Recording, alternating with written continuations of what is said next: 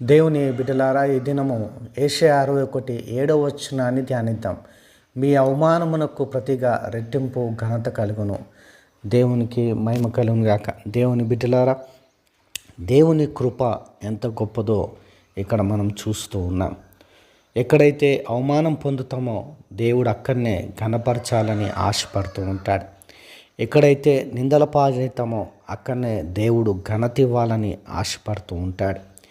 దేవుడు ఎల్లప్పుడూ తన బిడ్డల్ని హెచ్చించాలని, పెంటకుప్పలో నుండి దరిద్రులను పైకి లేపాలని ఆశపడుతూ ఉంటాడు.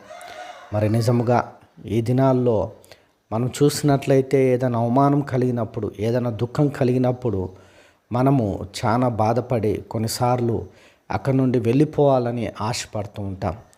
అక్కడి నుండి దూరంగా ఎక్కడికైనా పోవాలని అనుకుంటూ ఉంటాం. కానీ దేవుని చిత్తం ఏంటంటే, ఎక్కడైతే అవమానం పొందినామో అక్కడనే ఘనత పొందాలని దేవుడు ఆశపడుతూ ఉంటాడు.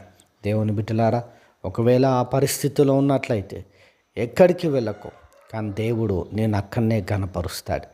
అక్కడనే దేవుడు నిన్ను హెచ్చిస్తాడు. అక్కడనే దేవుడు నిన్ను దీవిస్తాడు. దేవుడి వాక్యం ద్వారా నిన్ను ఆశీర్వదించునుగాక.